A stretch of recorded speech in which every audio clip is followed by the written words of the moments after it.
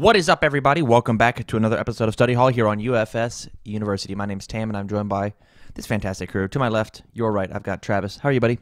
Good. Right near your microphone. I'm good. You can actually bring it towards you. How's your week in UFS been? Pretty good. I built Ken 2 Dot under fire. Awesome. 100 cards. I attempted to build it like Evo to fix Ken's one problem of decking out after failing a kill turn. Okay. Which happens a lot more than people might think it does. Totally. So yeah, it's been working pretty well. I enjoy it. No problems yet. Awesome.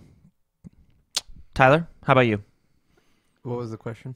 How's your week in UFS? It's been all right. I feel like we improved Gil a little bit, which is all right. I think Playing Gil Under Life? Yes. And you're thinking about taking this to the next PTC? I think that's the plan, yeah. Okay. Unless something crazy happens? Yeah. Well, like, other part is, like, I was sort of given the suggestion to maybe play Goro, because he's apparently been doing well at locals. But I don't know how much I want to deal with Fatality. Like, that's the big thing, is, like, I'm not playing him, because Fatality seems like just something I just don't want to deal with. It's certainly annoying to deal with it, yes. It's not unbeatable. If you are afraid of Fatality, just side in Technical Spheres. Yeah. Honestly, yeah. And you can just pick those up on your fire chain if you're playing Earth, or just on your fire chain if you're playing Fire. Yeah. They're just helping you out at that point. I get that. I still. And then what are they going to do? Remove Technical Spheres, and you'll pick up the originals. Whatever. Cool. Who gives a shit? There always a play around it. I like Goro. I like Gil. I think both are good choices. Yeah. Yeah. My week's been fine. I have been consistently losing with my Fey deck, even though I've changed almost nothing. So I guess I just have to go back to the drawing board and figure out what changes I need to make in order to get the magic back. Besides that, I think I'm doing fine. Doing all right. Yeah. Yeah. You've decided you're not playing Raptor at all. No, there's no chance. They're not a bat's chance or a zombie's chance in hell. Yep. So what Study Hall is for the unenrolled is we've taken a bunch of your guys' UFS topics and I wrote them down in my little notebook, and some of ours, and we sit down and we discuss them for your amusement, entertainment, and knowledge. So with that said, fellas, jumping into topic 1. Oh, if you like the content, please go out to patreon.com/TCG University and give us a like, a subscribe, do all that jazz. Sign up for one of the tiers. Go out on YouTube. Find us on Twitter and on Facebook. So with that, speaking of Lord Raptor, topic number 1 is how do you beat Lord Raptor? He is the first real Flash deck that exists in my time of being in UFS, except for there's a small asterisk of Flash Vega, which has existed for a bit. Andrew Alexa did a very good job with Nationals 2 years ago with an Air Flash Vega, the year that I debuted my Death Vega. And so my question is, with him being a new Street Fighter vs. Darkstalkers character, how do you topple this beast that says that you don't get to play enhances? That's 90% of your deck. Tyler. Outbuild him. Outbuild him? Yeah. Is that because you're afraid of the destruction of ability on him? That's part of it, yeah. He also gives a lot of speed. So, like, he can definitely... I guess the caveat is, like, when you're playing against him, he can continually pick up attacks with his foundations.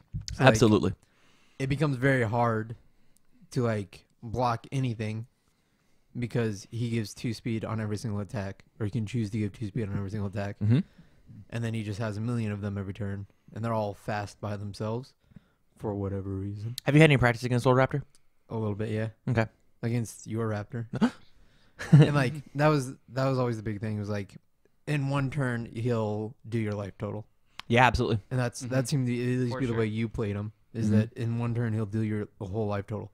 So if you could mitigate some of that by blocking and hoping that he just can't pick up, like, he can... Theoretically, he can only pick up like 4 attacks, right? Yeah.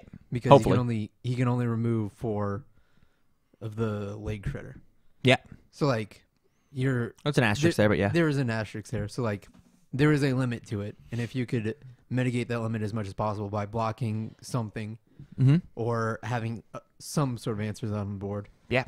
I don't think he's a character that you necessarily need to main board answers for, but okay.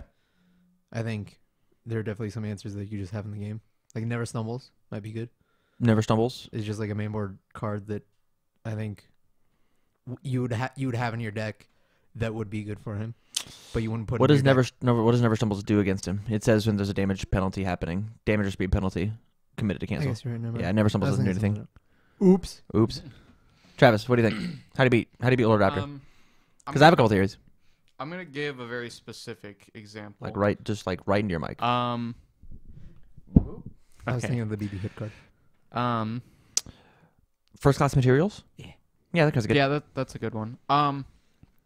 So, in my experience, I've only really played against Raptor with Jetta and Mad Pro, Okay. and at least on the Jetta side of things, honestly, just play reversals. If enhances are 90% of your deck, and he's playing a bunch of flash attacks, just play reversals that say I still get to do my enhances, even if they're just on my attacks. Yep. Absolutely. When I was playing it, I was playing under Death, and Bang was a really awesome card that I had in the deck because flashes turn your opponent's character off on your turn, and Bang turns it off on their turn. So like I always got to use Bang defensively instead of having to use it offensively because my attacks just did that. The biggest thing about Lord Raptor is I feel like he has to wall up, build into 9 or 10 foundations, and then kill you. He can't kill you with 3 foundations. It's just not possible, just because of the toolkit that he has. But he is allowed to outbuild you. You will never get to deadlock, but he will certainly get to deadlock. If you get to deadlock, he probably just drew really dead. I think the Breaker 2 is actually something you have to be careful of. I think if you don't have answers to Breaker 2 with him and Jet running around in the format, then you're probably going to be in for a hurt whenever you get that. So like Fatality or Petrol Power or some little baby foundation like a or something that can cheat out the progressive difficulty of your cards. Folktale Storyteller is a really good one. Not over yet is also an answer. So I think the Breaker 2 matters. And then lastly, getting poked by Lord Raptor is incredibly bad because of Sweet Chainsaw Music and being able to just lift up 3 attacks from a discard pile. Those are probably going to be Death Hurricanes or Hurricane of Death or whatever that card's called. Yeah. And he'll just kill you for it. Mm-hmm. And so I think the biggest thing about Lord Raptor is you just have to like build things that matter on your turn and just hold things that don't matter on their turn as blocks if needed. Mm-hmm. Don't let him touch you ever. I think blocking everything is incredibly important against Raptor. If he doesn't do anything if his attacks don't hit you. He's a very fair and balanced UFS character. I actually totally agree. I think Lord Raptor is completely and totally reasonable. Mm-hmm. I think you have to outplay Lord Raptor and hope that he doesn't all low zone you like you can under air. Mm-hmm. Yeah, sure. Argue with me. As I agree with you wholeheartedly, except for his ultra attack. Yeah, his ultra is really silly, but at the same time, it's a 6 diff. It's a 6. I get that it's a 6 diff. But it does have a 0 mid block with 6 low speed for 6 damage and destroys for more damage. Destroys selectively destroys for more damage. I think that's completely fine on a 6 diff. Which means that it's always an 8 speed instead. Totally, but he has to be half dead in order to be able to play that card consecutively. Mm-hmm. So if you know that he has this crazy low attack, maybe you get some... you know how to beat Lord Raptor? Play Telekinetic Mastery. There you go. You won. Mm-hmm. Yeah. You respond and give it +2 speed. Well, I'll respond and give it -2 damage. Okay, cool. That's a desperation card, right? Is it? The what? Is it just Telekinetic Mastery? No. Hurricane of Death just is Desperation 5. Okay. Mm-hmm. So yeah, it is even worse in Vega. Yes. The other thing. Yeah, I think honestly, if you are afraid of Raptor, you should be more afraid of Vega. Mm-hmm. I'm not saying it's a bannable card. I'm saying that card's just insane. Yeah, totally. It can be frustrating to play against because you can't do anything about it. 6, possibly 8 speed that you cannot interact with your normal speed resets. And if you do speed reset with something like Balance Fighter, you committed a card and still have to deal with 6 base speed. So like that card's probably going to hit you. Like it just is. And so that's just you just have to get over that. Yeah, unfortunately. Yeah. Again, I'm not saying it's a bannable card. I'm just saying that it's a very, very, very good card and it's a little frustrating to play against. Is there anything else with Lord Raptor? Oh, another thing you can do is just like if you have any sort of canceled ad, Venomous just demolishes Lord Raptor. There's nothing you can do against Venomous. If you build 2 Venomous on your turn 1, I'm going to lose the game. The only way that I can stop that is for hunts for spiders and dragons. And man, if you have to flip Venomous with Hunt for Spiders and Dragons, that feels the worst. Because I'm positive that's not the best card in your staging area. That's not the card I want to flip with Hunt for Spiders and Dragons. Very true. Yeah. Anything else about Lord Raptor? Not Anything you could particular. possibly think of? So the other thing about Lord Raptor is a lot of his cards are response cards on his turn, but he does have quite a few enhanced answers on your opponent's turn. So I actually think things like, because his character is not very good on your opponent's turn, things like Assassination Attempt is really good against him, because I always ended my turn with my character committed when I was playing Lord Raptor. There was no reason not to. The Static Breaker, all my stuff gets Breaker too. It's still fine while I'm committed. So like having my character committed is totally chill. It's whatever. What was the difference between the air and the death deck? So the death deck just played a bunch of different death staple answers like Securing His Destiny and Demanding Submission, and just like the foundations were my defense, as opposed to the air deck is an all low zone deck that just hit really, really hard, and you were caught without low blocks and just did a bunch of damage and punished you for blocking and killed you when you didn't. It played stuff like Wolf Bite. What was that card? Wolf. It's Mishka's like 1/5, which he just turns into a 1/7. That says if you block it, he readies a card. That's crazy. What? That's crazy. Yeah, it's a 1/7. If you block, you readies a card. Okay, that's sick. The card I probably committed was either speed or something. I'll respond and give it more damage or something along those lines. He plays like a Kneecapper, which says if it's blocked, and that's a 6 damage attack. And then you're not including like mind triggers that you get to go off. So like the air low flash deck. His ultra rare is low, as well as Stinging Skull is low, and that card is a flash Urban Shower. Yeah, that card's So nuts. that card's very, very good, especially if you want to open them up with Raptor, because it says if they block it, they have to commit a foundation, which means they have to commit one. And if you give it any sort of speed, they have to commit more cards, which means with Lord Raptor and with his Ultra Rare, you get more targets to blow up. Right. Yeah. So then, I guess the answer is like be conscious of your low blocks. Yeah, They sure. hold. You gotta find like you fight Snake Man maybe. Right. Yeah. Don't let him have momentum. Mhm. Be conscious of the lows.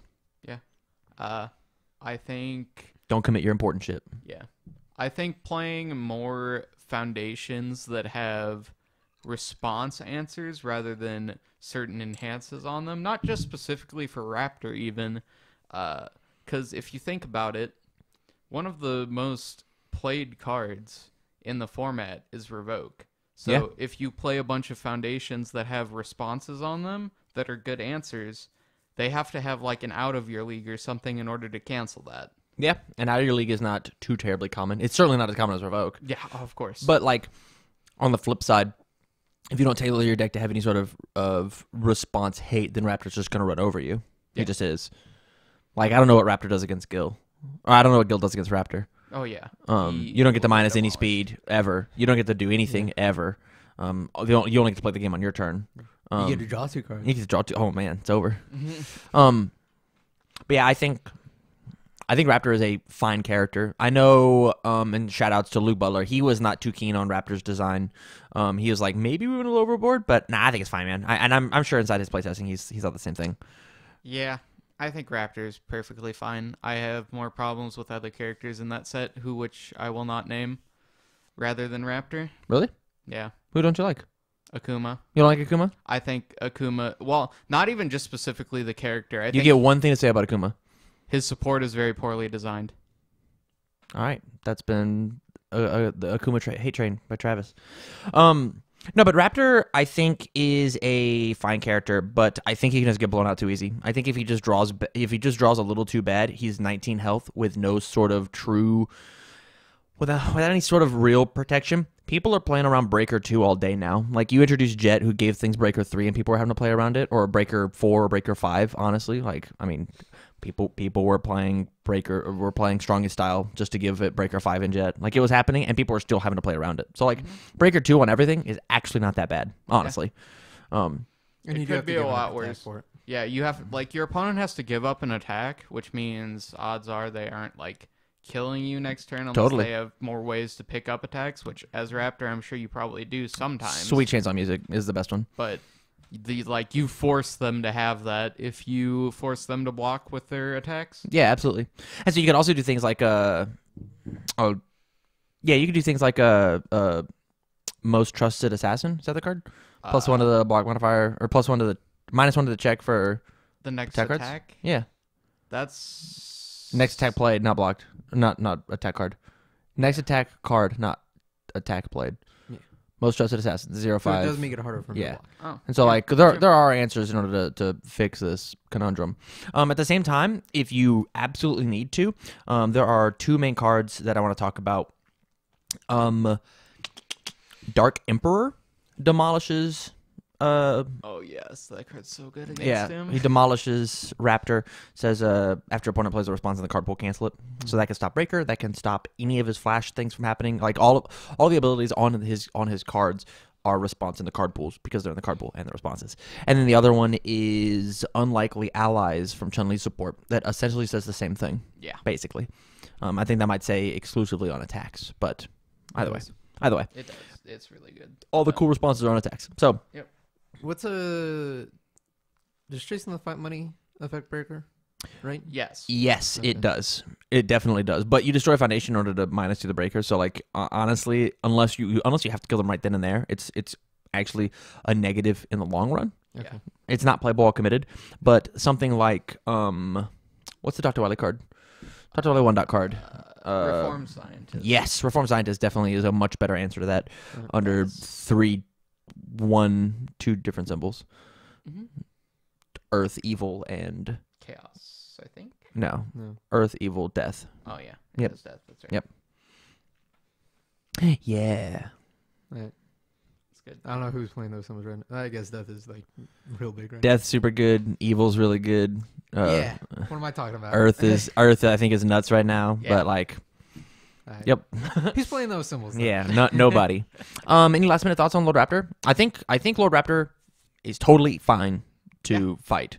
You just have to go into the solid game plan. If you don't play test against him, you will lose. Just like everything in this game. If you don't play test against it, you're gonna lose. Right. Everything does, especially in this set, everything does such a niche, unique thing, and it's so tailored to do what it's supposed to do. If you don't play test against it, you're gonna lose. Even Akuma. So with that, For sure. we're gonna go ahead and move on to topic 2 of the night. What's up, everybody? Welcome back to episode 2 of the week of Study Hall here on UFS University. My name's Tam. This is Travis and Tyler. And what Study Hall is for the unenrolled is we take a bunch of your guys' UFS topics as well as our own. We sit down, we discuss them for your amusement, entertainment, and knowledge. So with that said, if you like the content, go out to patreon.com/TCG University. Hit one of the tier levels and get a bunch of cool perks. So with that, I'm going to go ahead and jump into topic 2 of the week, which is the Marketplace Watch. We tried to do this every set where we talk about what cards are good, what cards are bad, what cards are expensive, and why. So, like an asshole in between the break, I took 2 extra minutes and I pulled up Rochester CCG. You can find cards on Rochester CCG as well as Legend Wolf Games, as well as TCG Player. Like you can find all sorts of cards on all sorts of amazing places, and all the prices are fairly comparable. I'm sure there's some ups or some downs by a couple dollars, but I just jumped on Rochester to look at these prices, and the most expensive card in the set currently is Tyler. Any guesses? I'm gonna. Travis, any guesses what he thinks? Oh, hold on. I'm gonna say Nutcracker. Nutcracker from Street Fighter versus Darkstalkers. Do you think Yeah. the most?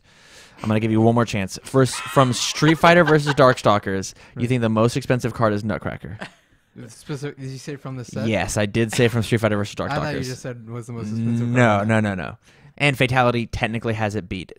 Nutcracker's 45, Fatality is 51. I just paid $51 for one today. Nice. I don't know. I didn't think about Rochester. I didn't.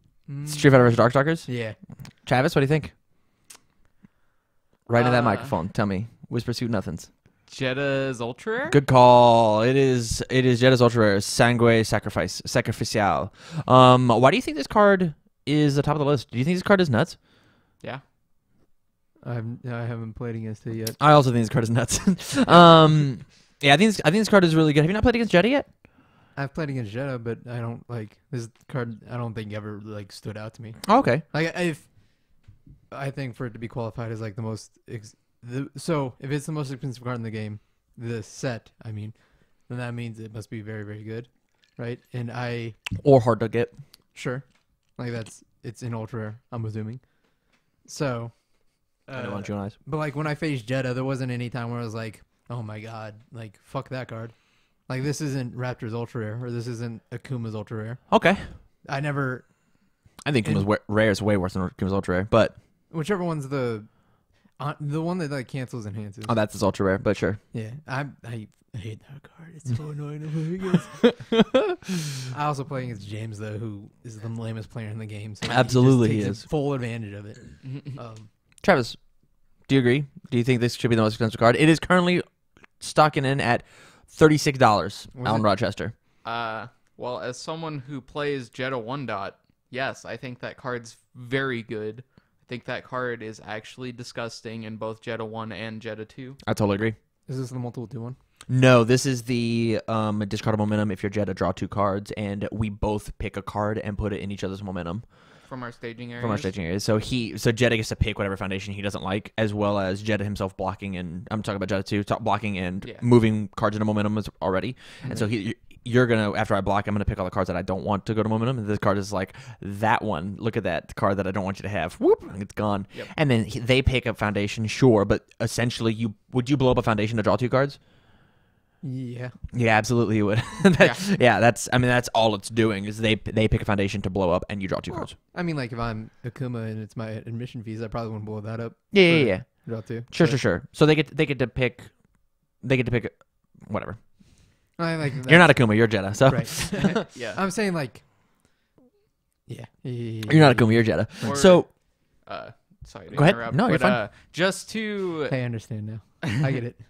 So like, just imagine this. I want you to imagine this situation, Tyler. So imagine you block with, I don't know, over the top. You're playing Jeddah 1. You reversal with this card. You say, okay, well, I'll debuild you 1. You debuild me 1. I'll stun you 1, and then I'll shove a card in your card pool. Yeah. Yeah, it's incredible. And if you happen to have momentum, you just draw 2 on your opponent's turn. It's like, it's more stuff I get to do. You do have momentum. Oh, for sure. You do have momentum because you built one. Yeah. Yeah.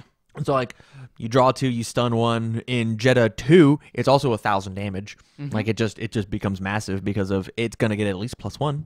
And it'll get another +1 because they shoved 1 in. And if you didn't respond on the block and you wanted to enhance with Jeddah, if they had no momentum, they add one of their committeds in the draw. Like, it's neato. It's a real neat card. It's real cool. Next card is Flipcat. Flipcat is it says out of stock, but I want to say it was like 30 when I looked earlier.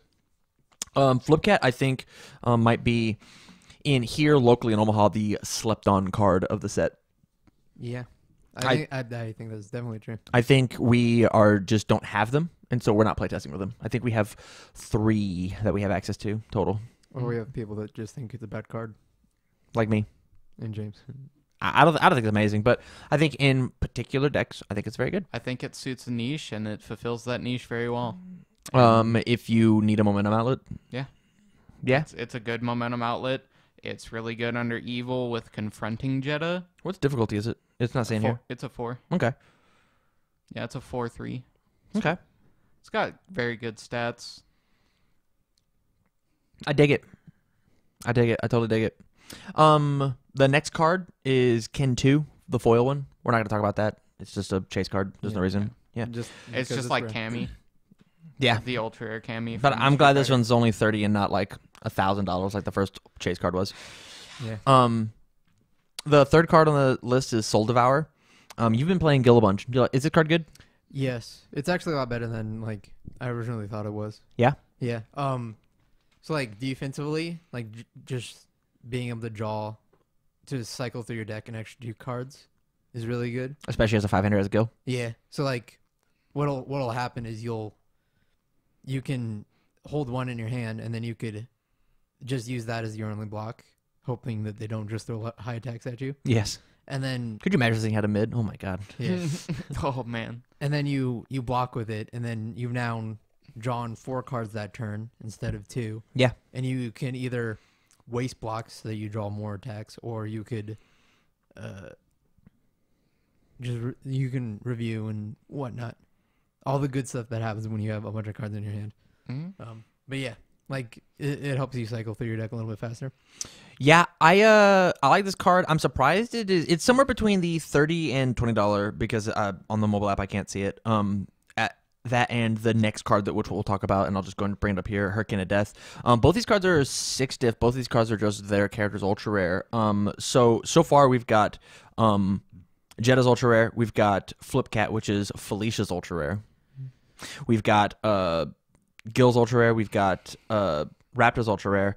I really dig that these ultra rares are not crazy expensive, but they're definitely. I'd play a 4 of all of these in everybody's deck. I'd do that easy. For sure. Yeah. Why wouldn't you play 4 of all of these in whatever deck you're gonna build? How many Soul Devours do you play in your deck? 2, but it could be a 3. It could be a 3. Yeah. You wouldn't put it to 4. Think the 6 is too heavy? A little bit, yeah. It's also like the time it becomes like. So again, the problem is like Gil's a 5-hander. Yeah. So like you want your attacks to be like really good because you can't rely on the draw to like get you there. Like it has powerful 4, which And 4 more speed. right. It's powerful 4 speeds like, and then when you're in deadlock, it is also very very good Yeah. because it's a 6 whenever you want it to be. Yeah. That's really good. Actually, I never thought about that. Yep. Yeah, but you got to get to deadlock for that to happen, which Hopefully you don't. I mean, hopefully you do. It's like If they're in deadlock, your +4 speed doesn't matter. I mean, like he can survive in deadlock enough. Like he has +4 speed, so like it does matter because you might be able to block 1 or 2 attacks, Okay. but like you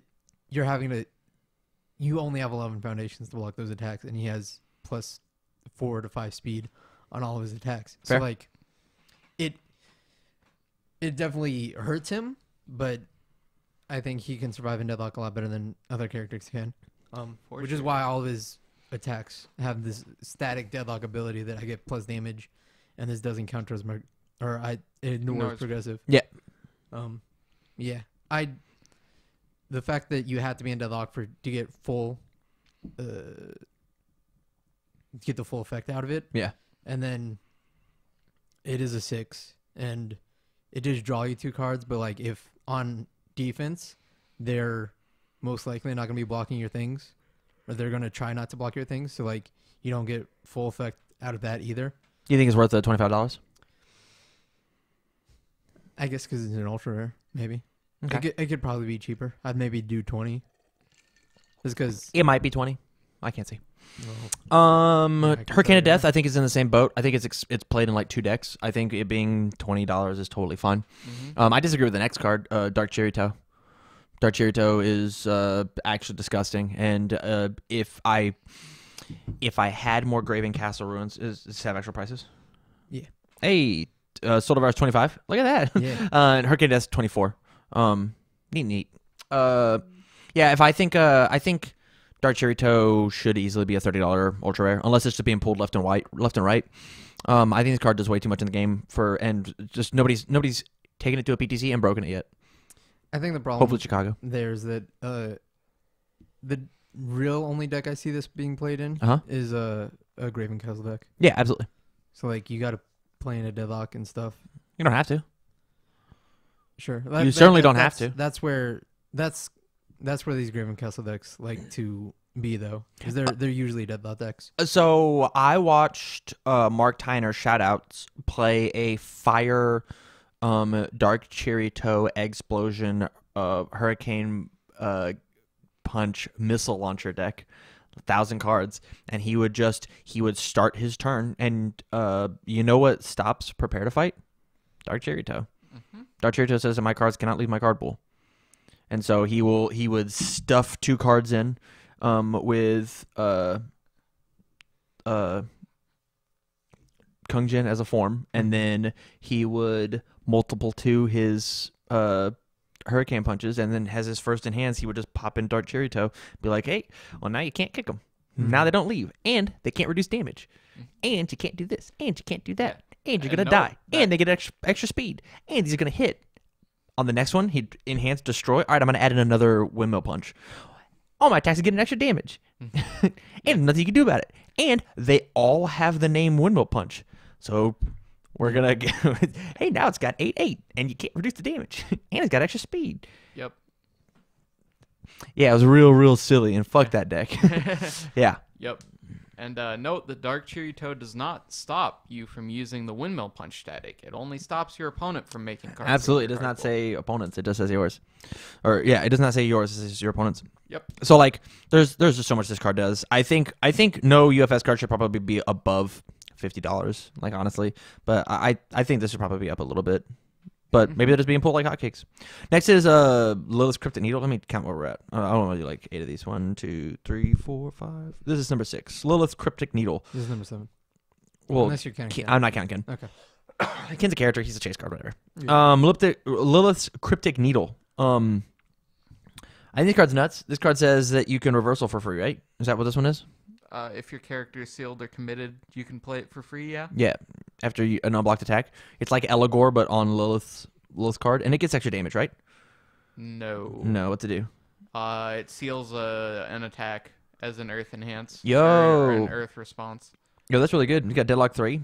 It's a low attack? It's a 3 difficulty. Man, yeah. Okay, so like everything on this card, like 3, 3, 3, 3, 3, everything on this card is like actually really silly. I'm really glad this is a low, not a mid.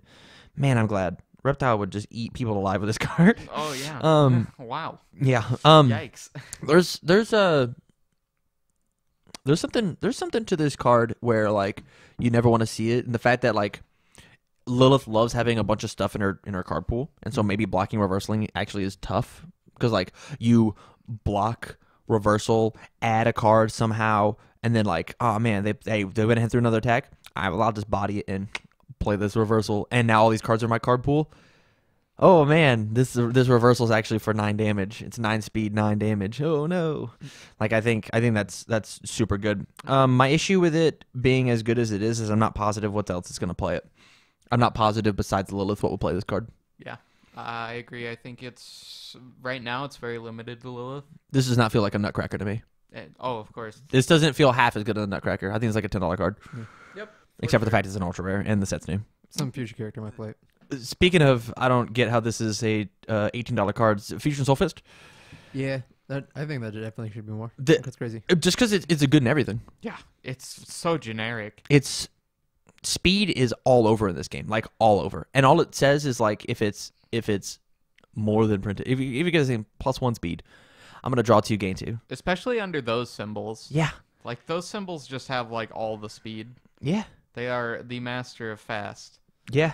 Like this in Vega, this in Scorpion, this in like there's so much. Could you imagine giving this thing throw with Kodokan and just like pumping it speed by 1? Just somehow. Just however you want. Mm-hmm. Yeah. Yeah. It's just it's a little silly. And then I'll Templar by discarding momentum. Yeah. Which I probably got with Kodokan. Yep. It's really cool. This card's very, very good. The next one is Unite, which I also think is incredibly slept on card. I think Unite, card's so good. $17. I think this card is absolutely disgusting in any aggressive deck. If you want to play an aggressive deck, I would play this. I guess I wouldn't in Lord Raptor. Just kidding. Under air, cannot do that. It's an enhance. But yeah, I think there's a deck that we have not seen. I think this in Void might be really good. Mm-hmm. I think this under air, being able to clear your card pool and block some more with like Templars and whatnot is very good. I think there's a lot of utility with this card that we just have not seen in the PTC circuit. Yeah. Just I because think it's because you have to block. Yep. To do anything with it.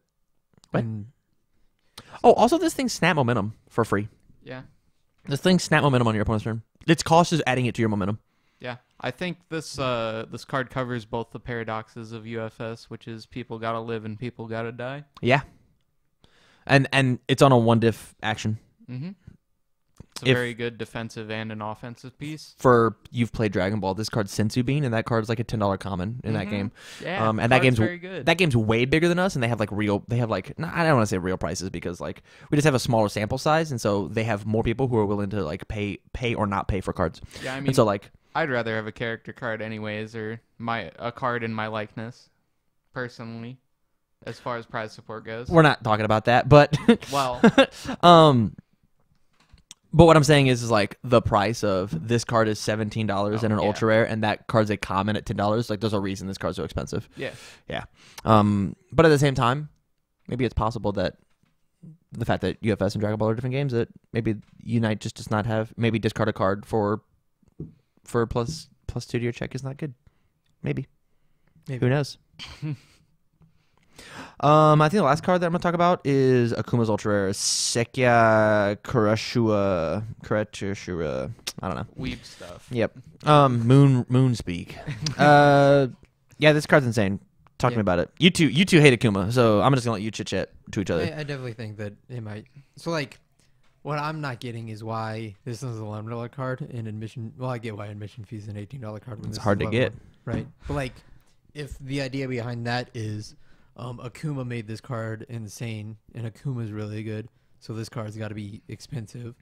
Then why isn't this more expensive? because this isn't played at a 4 of in a deck. This is not a 2-year-old card. This is not a rare that people ripped up and threw away. This is an ultra rare that people will keep in the book, and it's currently being printed in syndication. Wow, Circulation. whatever. Right. Fair enough. I think supply and demand has affected admission fees more than this card. Yeah. There are still boxes of this. This card is still being printed. This card is being printed right now as you listen to this audio recording. Mm-hmm. Admission fees is not. There is a finite number of admission fees in the world, and the pile that I burned 4 months ago, Right. it's gone forever. It's just making the other ones worth more. You know, I don't actually have a problem with Akuma's Ultra Rare. I have a problem with his other support more than his Ultra Rare. It's a good thing we're talking about his ultra right now, huh? Yeah. But if I had to talk about the Ultra Rare, I'd say... And you do. I'd say does a little too much for too little. So, like... We're talking about it. It's a 2-check. It's a 5/2. A lot of people talk about how, like... With a 1 high block. It's garbage. It's a Akuma- 5 low for 5 with powerful 5. This card doesn't do anything. How Akuma in Respond general revoke? This is garbage. gets rewarded for as a cost. So, like, his abilities and most of his stuff, their costs aren't like detriments to him, which is what a cost should be. They're rewards. So removing a face down, I guess it's kind of a detriment, but you're canceling a thing in return for removing a face down, which you're getting one on every attack. Let me do some counter offers for you two gentlemen. And this is my section of the show that I like to call hypothetical UFS deck design. Would you rather have a card in standard, like a foundation that says enhance remove, discard all other cards in your card pool except for the card being played? Or would you rather this ultra rare say respond once per enhance or once per attack or something like that? Or yeah, you can't say once per turn, but like once per attack, discard a face down. Which would you prefer? I think once per attack would be fine. I think just being able to spam it over and over again is a little too much. I think getting on your opponent's turn, so using this as a block and canceling all of your cool stuff is fine. I think on your turn, I think it's a little much just because of how free the face downs are, especially with cards like ammunition fees. Mm-hmm. Tyler, what do you think? I think the foundation would be better. You think the foundation of clear their entire card pool would be better? Clear their whole card pool except for the active card. Yeah. Yeah? Yeah. Why do you think that? So, so like, I guess just hypothetically, if this card existed, it's not doing a whole lot on offense because you clear the card pool and then you get to play like 1 or 2 more cards, theoretically. And then on defense, it's same thing. You clear your card pool and then you get to block once, maybe again. I think you're missing my point because we actually already have that card in Unite. I'm saying clear your opponent's card pool. Enhance, remove, clear your opponent's card pool except for the active card. Like, now that I think about it, I think that's better, actually. Into the mic. You have a microphone. As an answer, I think... So he's got that's 4 better. face downs in this card face up, and you go enhance, clear those 4 face downs. Okay. Do you think that'd be better? I see what you mean. Yeah. Yeah. So he doesn't get to do this, or Akuma doesn't get to flip cards. Yeah, I still think that'd be better. Akuma loses all of his attack damage, and stun 1. I definitely think, yeah. So like, see, okay. Here's the thing though, is that'll only be useful against Akuma. Yeah. I guess There are plenty of other things that would be There useful. are- It'd be good against For Graven sure. Castle runes Right, as well, It'd be good against Graven Castle. It'd be good as well as against Insect Puppeteer, Hand Cannon, anything that it'd be good against the combo Multiple, decks. yes, multiple. because they're not active attacks. It would destroy combo decks. Yeah, stop multiples. I get it. Yeah, Yeah. So like, yeah, I don't think that that'd be better. Yeah. It'd be a fun card to put into side. False. It has to be the first one because Akuma's Ultra Rare can just cancel that ability. So,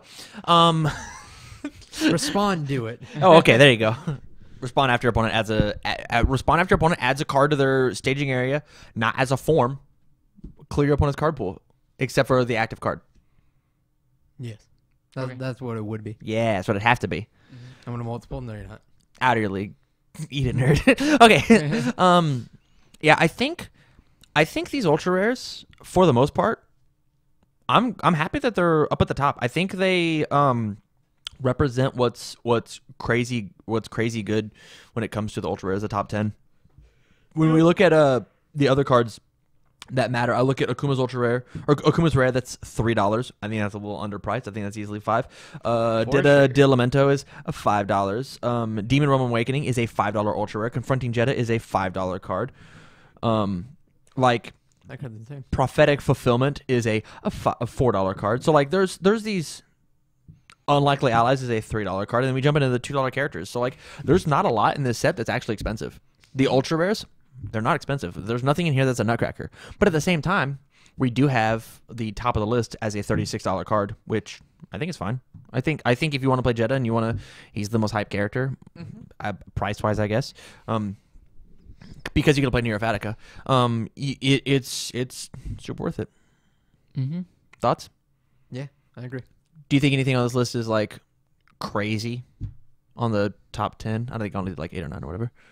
Not really. Just besides like Fusion Soul Fist, I think that card should be more expensive than it currently is. Do you think it's because people have just pulled a bunch, or do you think people just like are just sleeping on it? I think people are sleeping on it. Honestly, like Okay. there's a lot of cool things that you can do with that card that I don't think people are realizing.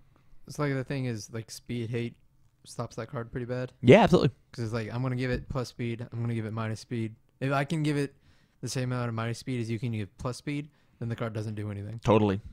Until you get cards like Vega, who are just like, hey, this is Right, this then is it's static, My my first enhance. is gonna be I do it. Yep. and then I'm gonna gain 2 out of desperation. Fuck. Oh no. Hey, I'll pay 3 and draw a card. Oh no. Perfect. Yeah, I like this list. I think this list is totally fun. For sure. Yeah. If you want to get UFS cards, you should go to Rochester CCG, Legend of Games, or TCG Player. Those have the best deal and the widest selection. So with that, we're going to move on to topic 3 of the week. What's up, everybody? Welcome back to the third topic of the week here on UFS University's Study Hall for the unenrolled. What Study Hall is for the unenrolled.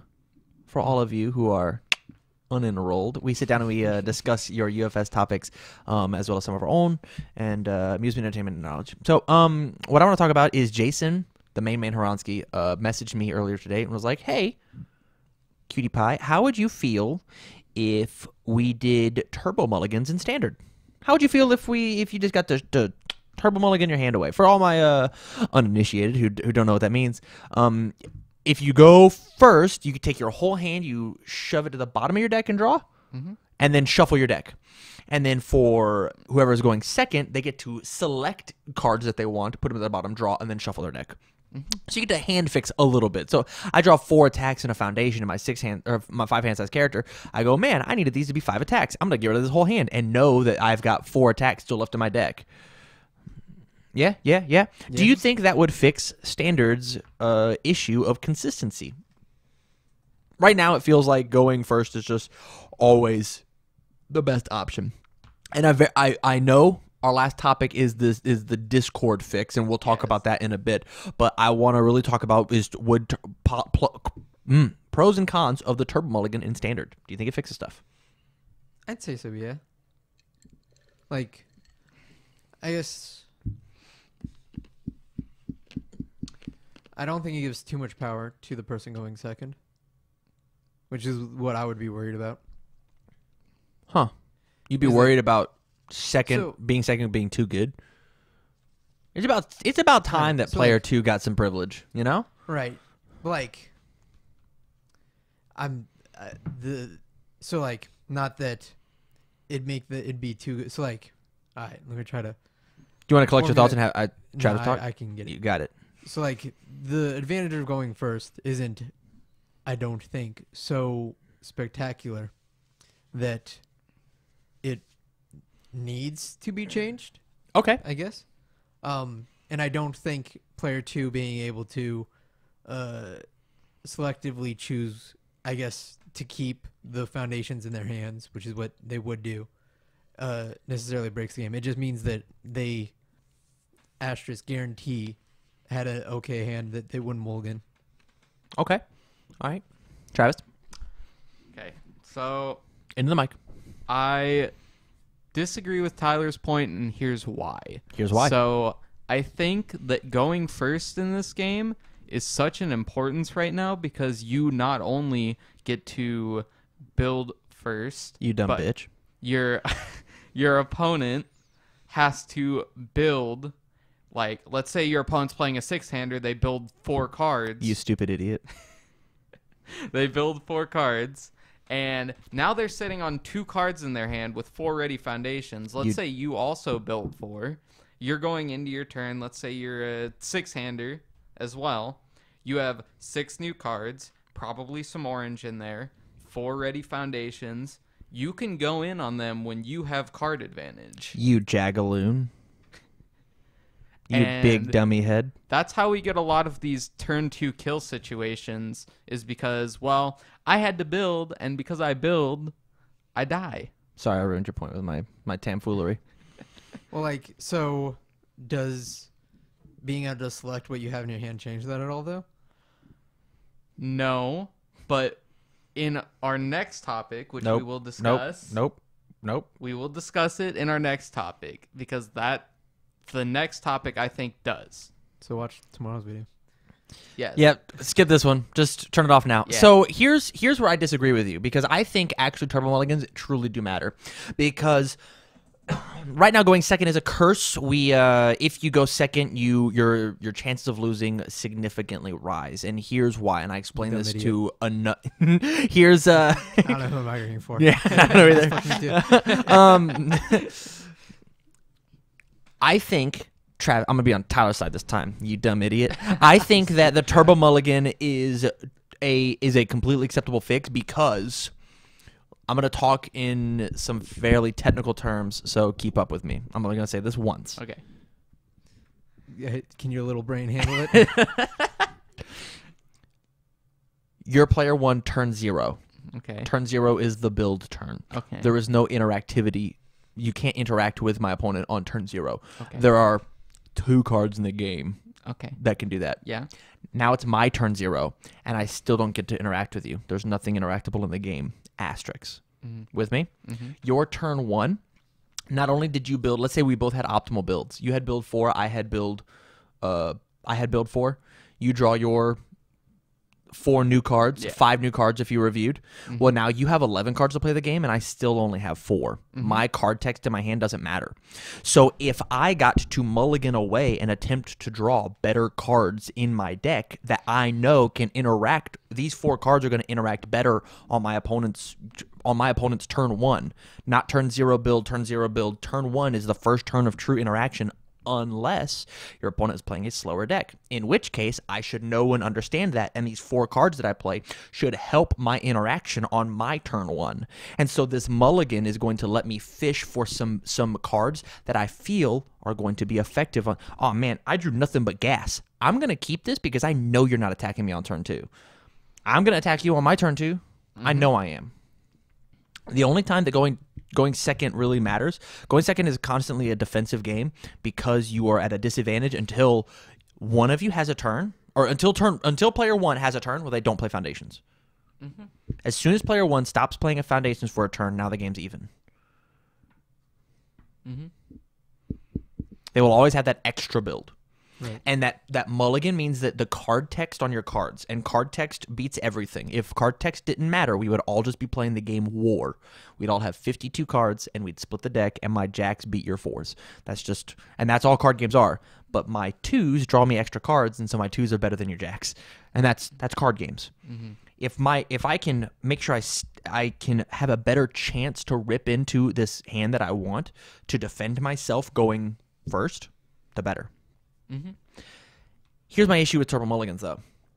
I love the fact, and there's a small asterisk here, but just because of mechanics that we've come out with, but I love the past tense, the mechanic of when your card was gone, it was gone. That's also what I'm thinking about. When you banished your first hand and you lost 4 attacks in a deck that does not interact with your remove from game pile, fuck. That mattered. And it was a real choice. Man, I'm going to have to change up my entire strategy in order to do this. Turbo Mulligan says, hey man, I drew dead this first hand. Whoop! I get to put it back in. Now I'm guaranteed my build's going to be good. Asterisks. I'm guaranteed. This is benefiting turn 1 just as much as it's benefiting turn 2. And so is this an actual fix? Is the answer to that then it's remove, not put them back in the deck?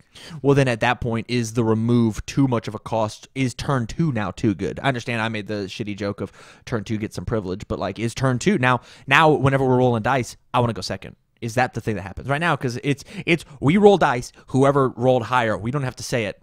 You're going first. That's just how it works because of said card text. Yeah. With characters like Ken, Asimov, and Katarina, any deck that plays Textsphere, being able to remove that hand is a small part of it. Putting the hand on bottom sucks. Like, it's not good. I ripped 3 red eye capsules in Asimov and Katarina. I'm pitching my hand. It doesn't matter if the other 6 cards were gray. I'm getting rid of it. Like 3 red eye capsules right away is nuts. Yeah. I agree. And so the main point that I want to make, the main point that I want to bring up is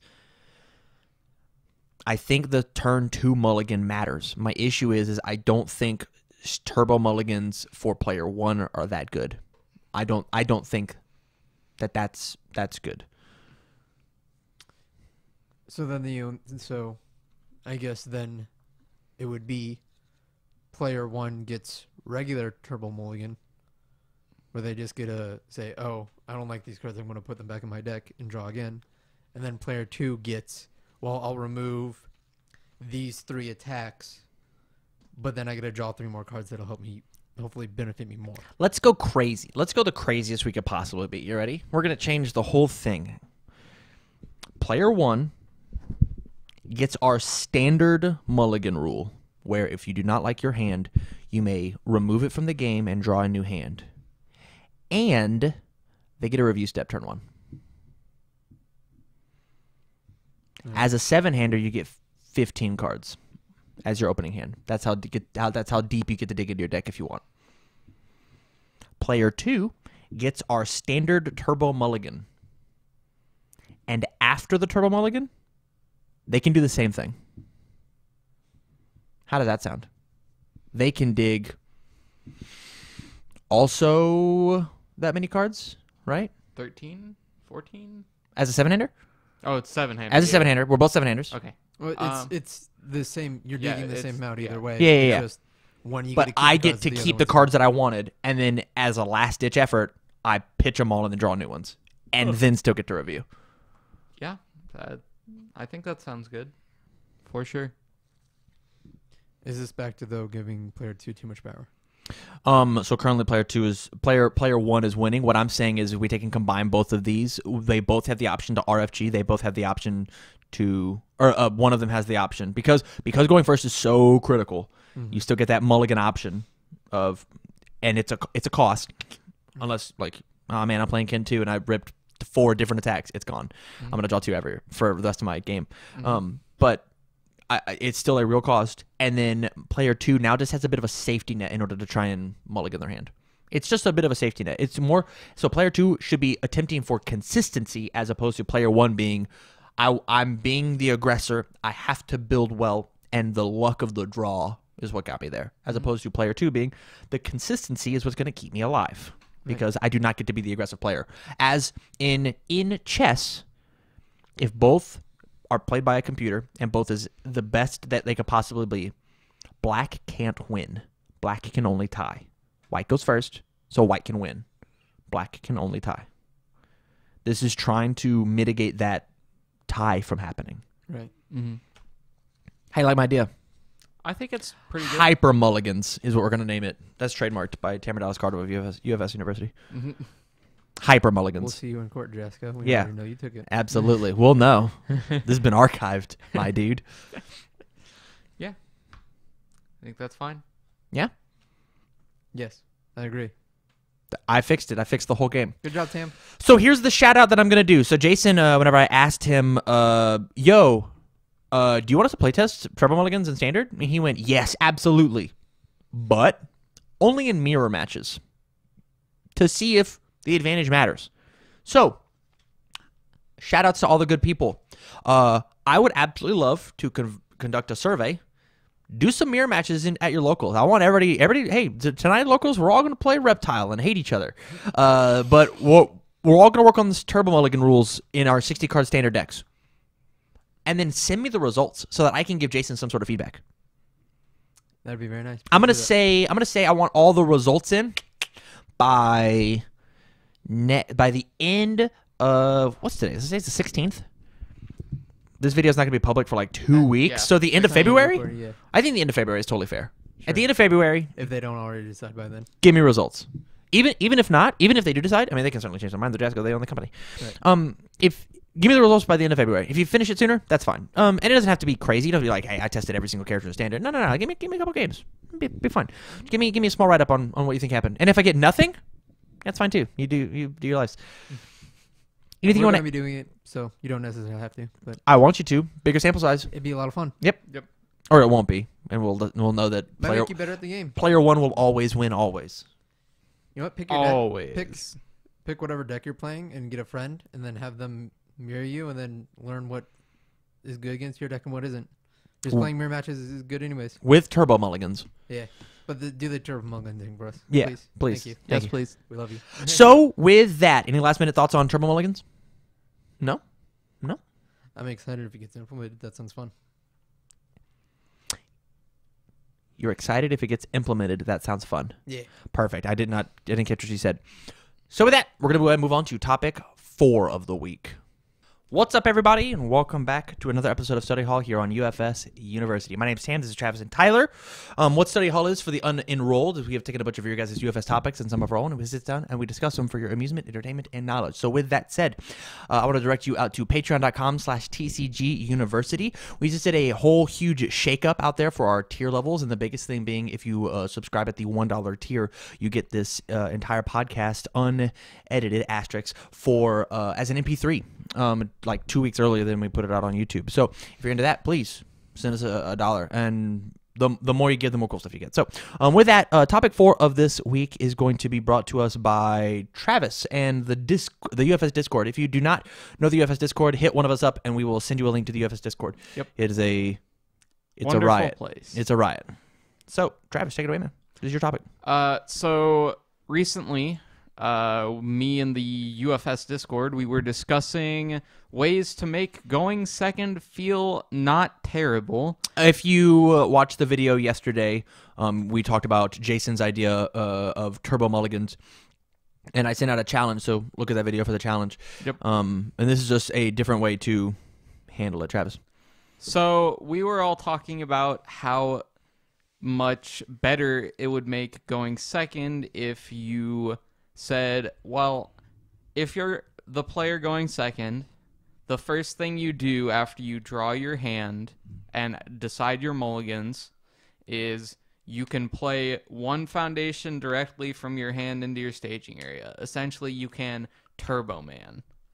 And we think that this fixes a lot of problems because a lot of problems come through, like, your turn 1 opponent builds more than you, and you just get killed on turn 2 because you weren't able to build and also hold hand so you don't immediately die to them.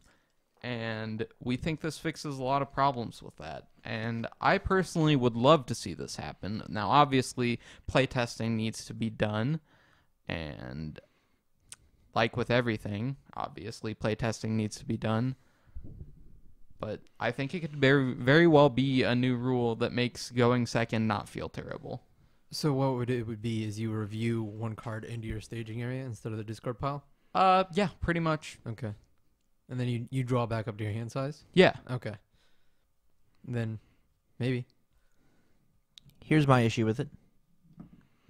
I think we get things that activate upon entering the staging area.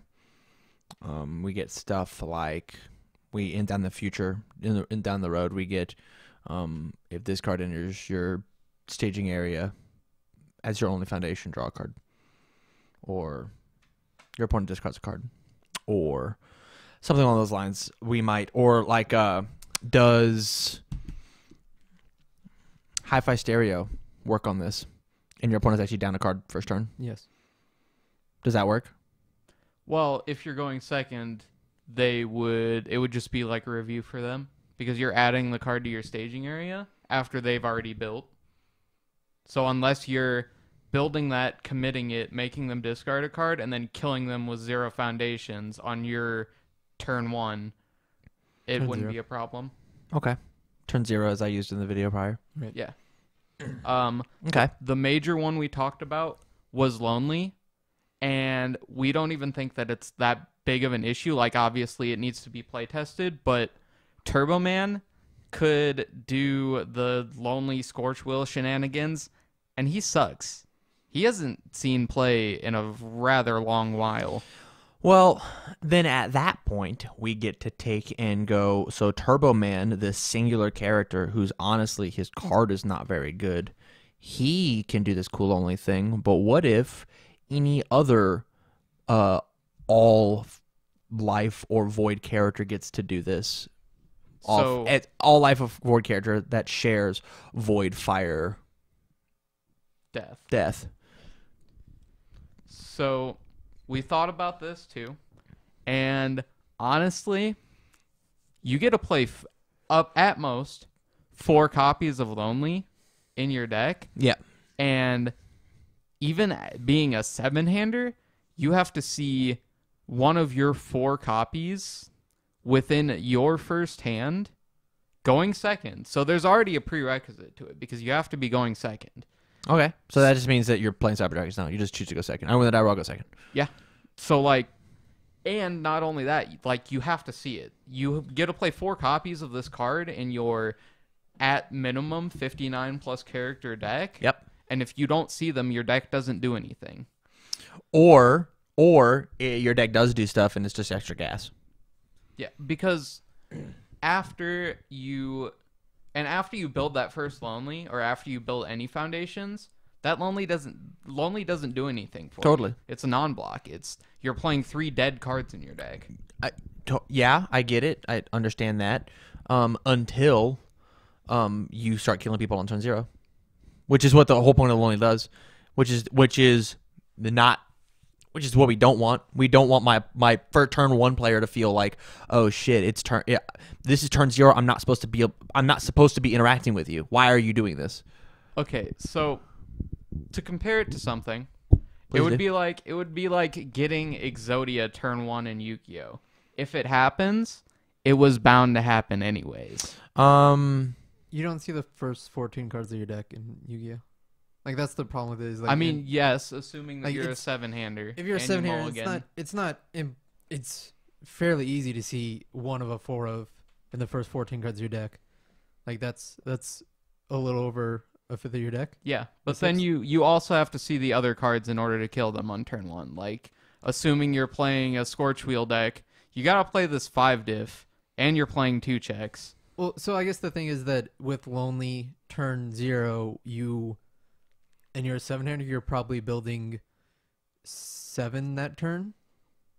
Because you build 1 Lonely, 2 other foundations, and then 4 of whatever, and then you still have 3 blocks in your hand, and you're blocking anything that they're throwing at you. So they don't get your opponent doesn't get a turn 1 because they're going first, because they're going to throw attacks at you, and you're going to block them. I think No I'm down problem for at this all. if you just ban Lonely. Yeah, I mean, lonely is. I think Lonely is going to create some stupid condition that somebody's going to break, that we're going to get another DeForest or Athena, or Assets Athena, and it's just not going to be fun to play against for the 3 months that it's legal, and then it's going to get banned eventually. I think if we're going to be doing this, and there's a card in the game that says if it's added, you get to build 2 free ones by itself, we just take that away. Yeah. I think it'll just save a bunch of headaches later. I can agree with that, but like I said, we need to play test it. Like there are other, not even just us, there are other communities that will be play testing it, like Rochester. I know Kevin said next week he's going to have the Rochester guys test it out to see if just how broken it can be or not broken at all. So like we just have to wait for those results because we don't actually know. Like, we can assume these things. You're right. We can assume that Lonely's going to be broken, but we don't actually know. Besides the Turbo Mulligan and the Hyper Mulligan that I suggested in the prior video, trademarked, are there any other going second things that could possibly make it more fair? Even if it's like you get to review 2 cards at the beginning of your turn, or you get to scry if you wanted to. Like, that's a Magic term that says you, like, look at the top card of your deck and put it on the bottom if you want, something like that. Like, guarantee that first check or something along those lines. Like, something that's adequate to Yu-Gi-Oh! Or adequate to UFS, excuse me. So you review and scry at the same time? Yeah, sure. I don't know. We'll figure it out. Take the top card of your deck and put it on the bottom if you want. Honestly, You guarantee that build one. Whatever. something that would fix a lot of characters, specifically lower hand size characters, and would make them better on the draw. Because I know it's a really huge problem to just be like a 5-hander, have to build 3, hold 2 cards in your hand, and then suddenly you get killed because they stunned you 2 on a missile launcher. Oh wait, I'm Jet. I stunned you 4 on a missile launcher. Now my attacks are killing you. Yeah. Because you couldn't block them. Yep. Because you can give. And I think Enough it would movement speed. honestly be, if you're going second, you get to draw a card. Like, just draw a card if you're going second. Man, that makes 700s disgusting. I mean, it's sure, but like, they get to build 5 at most, probably. Mm-hmm. So like, And then they have 3 cards in hand, and it's pretty easy to still kill a 7-hander through 3 cards in hand in this meta. so okay. Then they built 5 bad cards and their deck's bad. I think if you have 5 foundations, if you have 5 ready foundations and 3 cards in your hand, and you don't draw the nuts, then my deck was bad, So or my deck here's- had a bad matchup. So I'm kind of on board with this more because I hate 3 people on this podcast. right. Getting outnumbered, getting bullied. So like with a 7-hander, even if you draw that extra card, you're probably not going to build any more than you're already going to build originally. Sure. So like the only thing is that you get to go through one more card in your deck, and I get that that's also very strong, but like you're not building more, right? No matter what, I guess asterisks, you're gonna fail that 4th check, and you can't do anything about that. So what it becomes is I just got to go one deeper into my deck for going second. What if? So here's a trade-off for you, because I don't like to draw 1 for free. What if it was like a coin? What if if you're going second, you have the choice after you see your first starting hand to, as just a game mechanic, you can tap your character to draw a card. So you lose the possible +1 to your check, but you get the additional card in your hand. Yeah, I agree with that. I like that. Yes, but to build on what Tyler was saying, 8-handers are only as good as the cards in their deck. So if we look at like a Jiffney Jamber, she was only as good as the cards that she played. Yeah. Like, being an 8-hander doesn't immediately make you just like this nuts character that can destroy everyone. It's the cards in your deck that do. So like, if let's say you're a 7-hander, you draw your extra card, you build some foundations, and they don't actually do an insane amount to interact with your opponent, which is fine because not all foundations in your deck are going to interact with your opponent in some way, and sometimes you just don't see those answers. Like, that's always a thing in UFS. If this becomes a rule, all I'm going to do is play Evil Vega and go second. Like, that's just all that's going to happen. I'm going to play Evil Vega. I'm going to have Deliverance and Flame Aura as like the 2 cards, and I'm going to build 6 and pass. because of all the free fucking cards you're giving me. And then I'm gonna have Vega ready because I passed all these fucking cards. And then be like, kill me on 2. Oh, you didn't? Well, I built 6 on my turn 0. And I kept Flame Aura and Deliverance. So I'm gonna draw more cards. I'm gonna burn you to death. Draw. Oh, these cards burnt me to death. You're dead. So that's gonna kill people. How likely is it that you're actually gonna build a whole ton? So like Under the evil symbol, absolutely I am. I chose 2 cut spam in my evil Vega deck. A 2 difficulty. Yeah. A 2 difficulty. A 1 difficulty. A 0 difficulty. A 0 difficulty. So and that 4th one, so you have to hope you don't check a 3. This is on a 4. Yeah, I have to. So if we're assuming optimally, we're assuming everything goes right. Right. I can build my 6. So it's 2. So 3, 2, 1, 0, 0, 0. There's Right. 6. That's on a 5. right. And then I have 3 cards in my hand, and I'm Vega. So you have -1 card, or you hit me to 9. Oh no! Oh no! I'm gonna kill you. So I get that Vega's the outlier here, but this is all I'm gonna play. well, with the State of Evil, I don't even think we can assume that your build turns are going to be optimal like ever, because playing Vega, what are the odds that you're not playing Coffee Samba, that you're not playing Bloody High Claw, that you're not playing all these nutty 1 and 2 checks? You're not in your playing deck? Bloody High Claw. Flame War Okay, exists. sure. But, Coffee like, Samba, it's Coffee just Samba, an I'll give you. example. Coffee Samba, I'll give you. But well, now we have, instead of Coffee Samba, why wouldn't I just why would I not play the Morrigan card? What's that? Fucking Soul Fist, Fusion Soul Fist. Why would I not play that card instead? So there's my replacement if I get to draw that extra card. So now that card actually says draw 3 at the end of it. So like I get the Coffee Samba stun is nuts, but this card is a 7-speed attack that is for 8 or how much damage? 7. It's a 7/7 that drew me 2 cards, gained me 2 life, so I can cut more and draw more. Like I get to use my cool desperation abilities even more because I gained that life and then pulled it back. And it's on a 3 diff. It's it's comparable. So I think at that point it comes down to your opponent knowing how to play against Vega, because I don't think Vega would be a problem if you put an experienced player against this Vega deck specifically doing this with the new rule. Someone who's played the deck, been behind it, or someone who's played against it a lot, like I know us in Omaha have, because you played that deck for a very long time. If you know how to play against Vega and you know how to deal with his antics, you can win for sure. Mad Pro going second gets to dig an extra card for whatever the fuck he wants. That's fine. Mad P rarely ever builds more than 4. But I'm saying he's allowed to build 5. That's fine. I'm saying he's allowed to. And that build 5 means that when you do check a 1 on your turn 1, you're still gonna win. Like, oh man, I checked a 1 on my Punch and Judy. Fuck, I guess I'll tap this extra foundation I was given for free because of the extra card. I think this is definitely another thing that'd be very good with play testing, because I'm in the boat that no matter what, you're gonna build 4 at most either way. Like I think that the probability of building 5 or 6 is extraordinarily slim. So like I think I guess it's just another testing thing. Heidi's gonna fuck people up. Like I'm just looking at 7 hands now. Heidi's gonna murder you.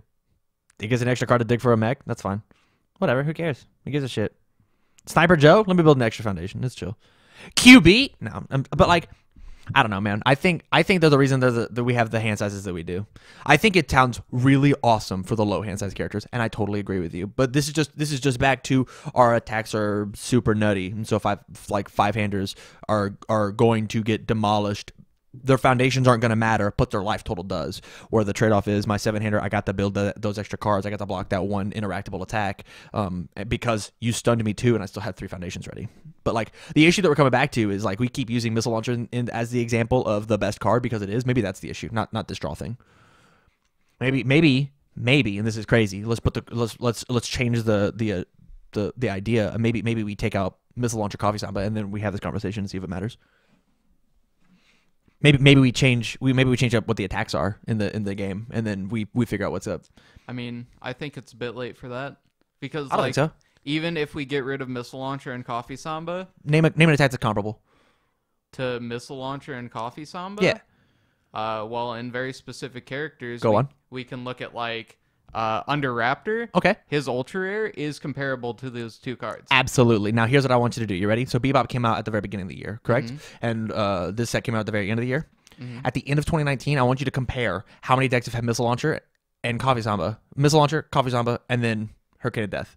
And I want you to count, and I want you to see how these two columns have hit 24, and this column hit 6 because it was playable in like 2, maybe 3 decks. Somebody's gonna come with a quick man and top because the deck's nuts or whatever.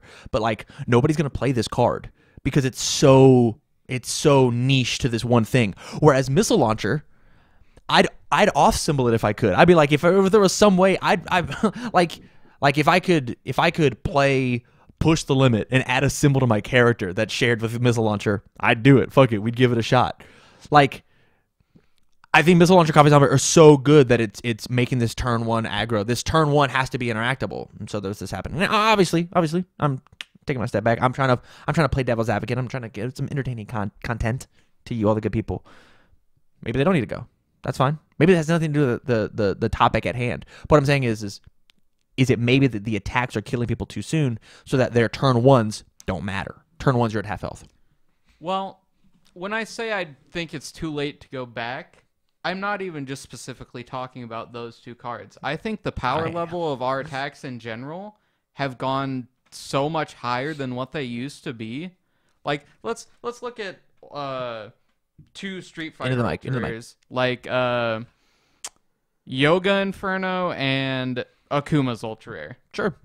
Like, if we compare, they're both 7/1s. Yeah, I'm just saying. I know, but not even just that. Kami's Ultra Rare. Yeah, Kami's Ultra Rare, one Sure. of the best Ultra Rares in that set, arguably. Yeah, if we not compare arguably. it, if we compare it to the Ultra Rares we have now, it pales. It just pales in comparison to the Ultra Rares we have now. I disagree. I do not believe that Kami's Ultra Rare is worse than Lilith's Ultra Rare. Okay, that's... I do not believe that it is worse than Gil's Seraphic Wings. Okay. I do not believe it's better than. I do not believe it's any worse than Gil's Big Baby attack. His 6 diff. His 6 diff is very good. It is very good, and if you get caught without a low block, it's gonna murder you. But so is Kami's. It's gonna hit you. It's gonna stack. We're gonna tap Kami. It's gonna play it again. We're gonna hit you. It's gonna stack. It's a guaranteed 5 check for my next attack to go. It canceled it. Guaranteed my next check, and I continue. That's fine for an Ultra Rare. For a 5/3 that makes itself a 5 check, that sounds great. That's very good.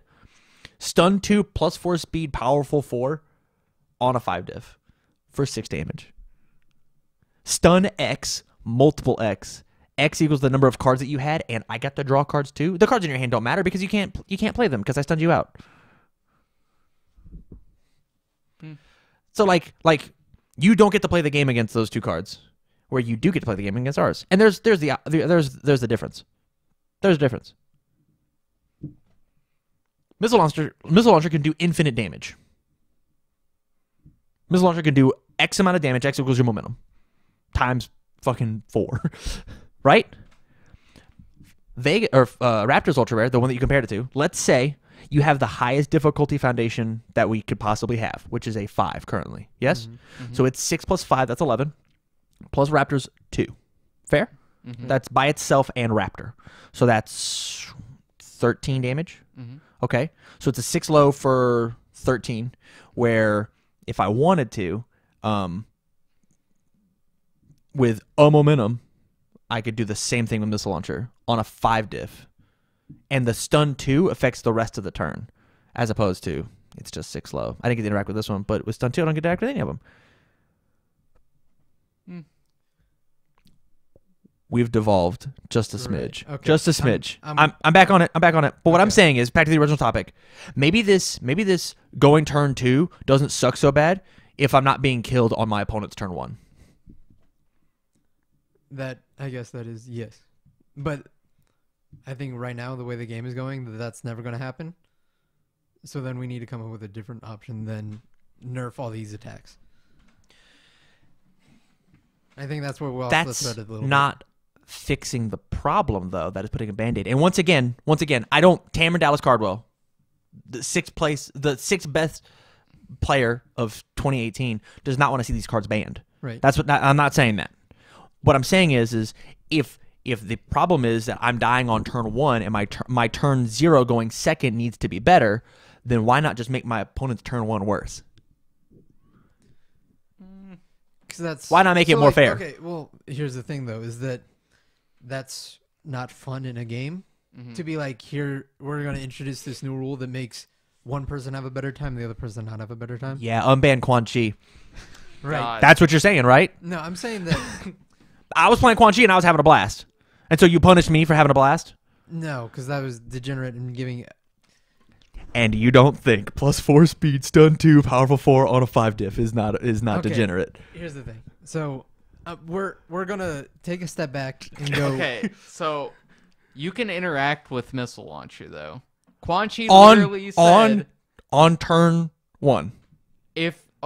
So if you see your answers, which there are more answers for speed and stun than there are for whatever Quan Chi was doing, because I guarantee you there is a lot more answers for things being stunned or committed or speed being increased in standard than there are for, well, I'm going to loop this one attack over and over again, and I'm going to remove these characters, and my character's going to do this broken thing, and you don't get to interact with it, because if you do, my attacks are going to get massive, and you're not going to be able to eat them all. Tyler? What I'm saying This is a fun is topic. that if we're going back, let's go back to the original topic. We're back to it. All right. Draw some cards. How Play some foundations. how do you make going second better? You're beating me with science over here, you galaxy brain. We're back. We're not even talking about how to make turn 1. We're talking about going second. Right. That's what the original topic is. How Yeah. how do you fix going second? How do you make going second not feel bad, right? Is Right. that what you Yeah. said? Right. Yeah. So how do you make it feel bad? By What- nerfing the other guy. Right. by implement. So I don't think that implementing a negative to I don't think making a negative turns the other side into a positive. Right? Man. So there is a different philosophy in the game. I would rather have both players be neutral. I would rather have both I would rather have this rather than this. I think this is just as bad as Right. this.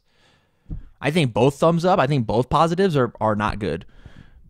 Because now it truly is. It is not a sick. It stopped being a die roll and it started being, what are the 6 cards in my hand? What are the 7 cards in my hand? Isn't that a little bit better? Is it? So like then it comes down to deck building and not luck. Which isn't that what people kind of want? So like it stops being fun when you just get blown out because you got really unlucky. Like that's what makes you salty.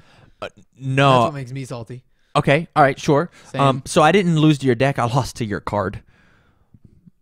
Sure. And that's what I'm saying is you drew a card. You drew the 1 of the 4 of missile launcher. You drew the 1 of the 4 of coffee samba. You drew the 1 of the 4 of whatever card is the next big bad hurricane of death that you're allowed to play on turn 1 because it's a fucking 5 diff in this magical world. And you lost a card, not to the deck. It wasn't a deck build choice. It was this card's nuts. I put 4 of it in my deck. Now we're playing Yu-Gi-Oh. Cool. I've been playing Yu-Gi-Oh for the past 3 weeks, and it was literally my opponent drew a singular card and I lost. My opponent drew Ash Blossom and I fucking lost. I played 1 card that said I was gonna do something cool, and they went, I'm gonna put this card in my discard pile and you're not. And I went, sick, go. I lost to a card. I never lost to anybody's deck. Not one time did I have a grindy, fun, awesome. Both had a neutral start. Both had to have a little bit of luck in our checks and a little bit of luck in our draw, and the 6 cards worked together. No, it was, I'll play my combo piece and I'll cross my fingers and hope. Did you check your missile launcher on your turn 1, not 0, and build just slightly better than me? Ah, man, your 1 card beat me. Fuck. So you're saying nerf. I'm saying it's an option. Okay. I'm not saying it's the option. I'm saying it's an option. Okay. Do you want to be done with this topic? Am I just debating too well? Or debating not well enough? Travis. So 5th topic. How well am I doing debating wise?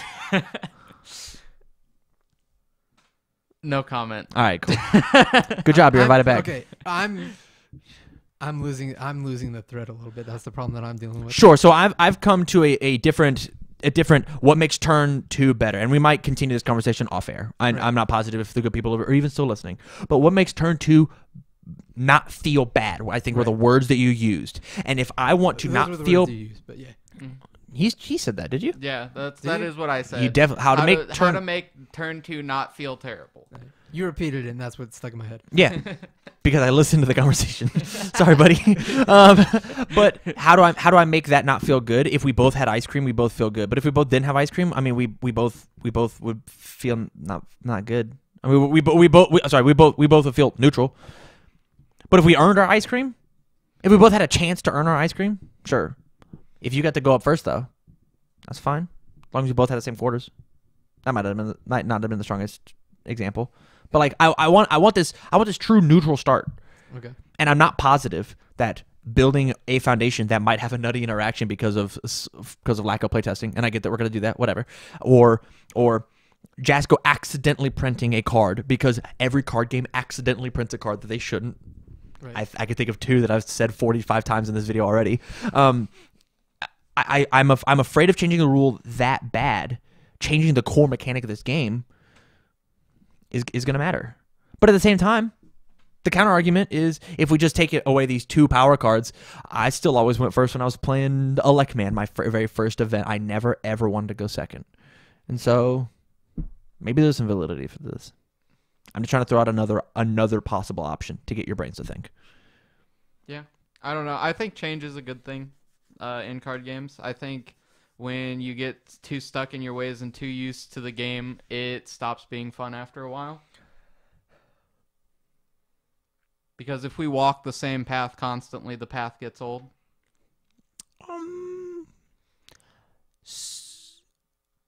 Tyler, do you have anything you want to say? I feel like you want to.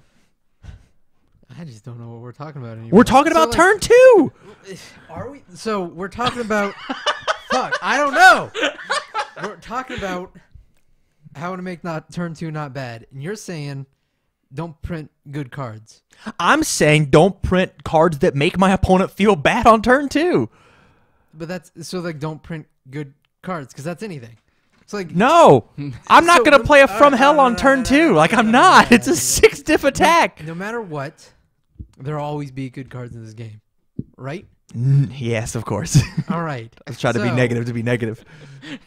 So, absolutely not. I don't think the answer can be that we have to somehow make it so that who's ever going first doesn't have good cards on turn 2. Like, I think it's got to be you give right now, there's a neutral and a negative, right? No, I think right now it is a positive and a negative. Sure, it's positive and a negative. Yeah. So, this is, I think, the way that you make it neutral. Is that you keep the positive, but you make the other one a positive also. There is a beautiful video out there by Core A Gaming that is called Nerfs versus Buffs, or Buffs versus Nerfs, that I'm going to have you watch at the very end of this, okay? And if I remember, or Tyler remembers, or James or whoever has access to edit the description, sorry, buddy, I want to put that link in the description. Right. And I want everybody to watch this. And this is a logic that buffs are always better than nerfs. Buffs are always better than nerfs. Buffs make everybody feel great. Nerfs make the selective people feel bad. What I'm saying is not to buff people. I'm saying to nerf the turn. To nerf the possibility of dying on turn 1. And I don't think if you take and you buff everything, if everything is nutty, everything turns into an FTK game, and that's not fun. I've lived this game. I've lived it. I played Yu-Gi-Oh forever. Hold up, aren't we in the meta of everything is good, so everything's okay? See, that is a mindset that you can have. But you saw today as we were filming our game that if one slight thing goes wrong, he doesn't have any fun because I didn't play a game with him. I got dumpstered on my turn 2. I got dumpstered on 2. He built. I built. He put me to 2. I didn't do anything. He killed me. Oh, man. Okay. What an So, interesting game. I see what Tam's saying, and I know this from playing Weiss.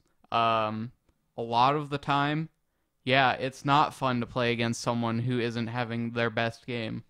It's really not. Like, How much fun do you have fucking up scrubs at locals?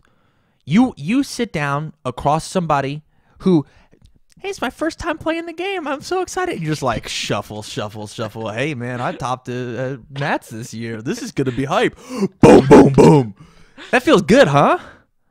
I've never topped the Nats. Yes, you have. You topped in teams. That doesn't count. That super counts. I had two people. I was standing on the back, riding you like a fucking chariot. drag to victory. But what I'm saying is, this is like the best content we've ever produced. This is great. What I'm saying is, and you're saying the same thing, is it's not fun if both people aren't playing the game. Right. So what I'm saying is, I don't understand what your argument is 100%. So if I'm going first and my cards are just more privileged than yours are while I'm first, yeah, then it's second not player fun. gets some sort of advantage to make it even out. Not that player one gets some sort of disadvantage to make it even out. Yeah. It's That like makes sense. that's what I'm trying to figure out. Is that it seems like your argument is player one should have a disadvantage. Should have some sort of disadvantage. And the examples you were given were don't have good cards. I'm saying I think it's easier to do and logical to have player two have some sort of slight advantage. Now, whether that is they get to draw an extra card by committing your character, because I think that's a much fairer way of doing it. was Navos fair? No, Why? because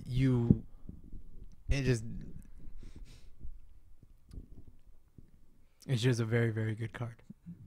I'm trying to think of like this because you could give it 1,000,000 speed, 1,000,000 damage, and they couldn't do anything about it. Is Navos a fair card? I mean, I think it is. You think Navos is a fair card? Yeah. There were ways to interact with it. Play more spam enhances. Build your deck better. Like, I don't know what to say. Like, it's the same with missile launcher and. So Coffee I gotta say versus this, and this is the comparison I'm making it to you. Ready? Right, yeah. I gotta say, I don't know how many Navoses have you stared across? I mean, I haven't. Okay, so disclaimer: Mm-hmm. I haven't actually experienced that many, but I've watched the card played 1,000,000 times. Okay, cool. I've seen how it plays out. So here's my issue with that. You ready? So I've played the 3 attacks in my hand, and I've gone through, and I've had a little bit of bad luck, and I've overcommitted just a little bit. Maybe a couple of those spam foundations that I built my awesome deck with, and my opponent is at desperation and reversals, and has all of their shit ready, and plays a Navos, and I'm at full, and then I die. Mm-hmm. All that card does is say, it's a broken card, and I'm supporting the deck that can go the long game. Man, I hate when James plays lame. He just plays a throw and he plays Surveyor. I hate it so much. This is Tyler Clark. This is you. This is Tyler like Clark. a year and a half ago when he was still playing this lame Eva deck. Like there are always going to be better turns phases. There are always going to be this. But Navos, we both had a wall, and you had a card that could break the wall. With these hyper aggro cards that make getting dumpstered on turn 2. I never got dumpstered on turn 2 years ago. Ever. Right. Asterisk. I don't actually remember if the word ever is applicable here. Well, didn't Mature exist 2 years ago? No. This is, I guess. Man, We never I've really been playing played this game for against it. 3 years. It got banned after 2 tournaments that we never played. We never. tested Either way, it. sorry. I meant 3. My apologies. During the Gray Wars or whatever. Okay. I still think that's a fallacy too. But there's this idea, this fact that like Navos was just the missile launcher of a different time, where Navos was not good on turn 2, but it was good on turn 10, and missile launcher is good on both. If missile launcher didn't have the deadlock, missile launcher would not be good on turn 10. It just wouldn't. Right. Stun 2 doesn't matter. The +4 speed doesn't matter because I have enough answers. But what I'm saying is Navos at the very end of a game, we're an hour in of game 1 and you drop a Navos on me, I'm fucked. Just like on turn 2, you drop a missile launcher on me and I go, fuck, I didn't build, I luck of the draw, I had no answers. I guess I lose. I guess you're gonna pay me for 10 because I didn't draw a low block. Or man, I only built 2 and I checked bad on 1. I didn't build a celestial being, so you killed me. Man, that feels great. Man, it feels so good. Okay. In the simplest terms, Sure. what's your argument? That there are 10 words or always less. what? 10 words or less. There are always these beater cards that affect these aspects of the game, and I'd rather have one affect later in the game than affect one be such a killer on turn 2. So it is that It cards is shouldn't be so good. that these attacks should not be so broken so early in the game. Okay. So If you want to make turn 2 feel better, make attacking on turn 1 worse. Give me better defensive options to this aggressive deck and how do you do that? by either printing better foundations that hopefully I can luck into, or taking and turning down the attacks a little bit, Okay. and then get rid of the attacks that we've fucked up on. Okay. So that's okay. I now understand what your argument was. I don't think I changed my argument. Did I change my argument ever?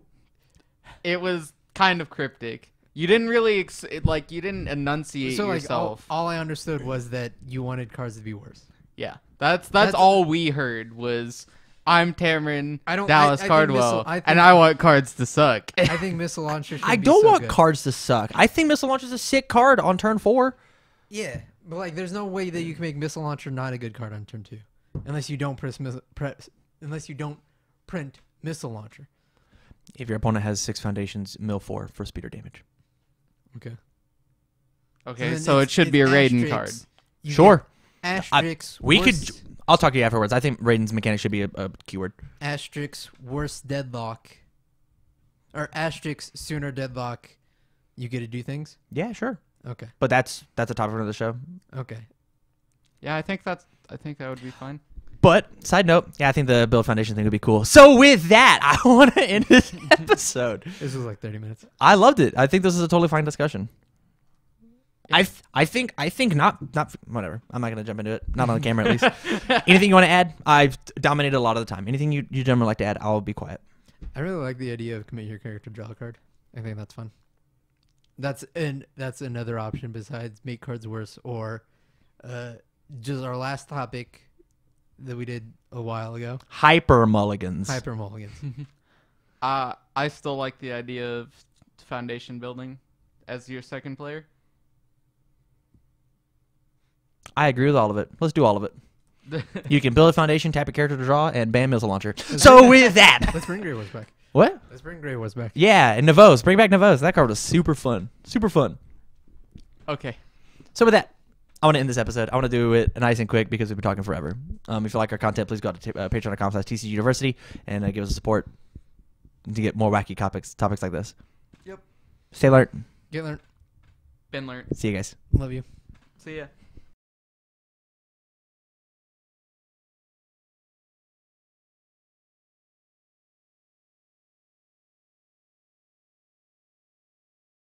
Hey guys, thanks so much for watching this week's episode of Study Hall. If you like this video a lot, go ahead and you can click on this one over here to see last week's video of Study Hall.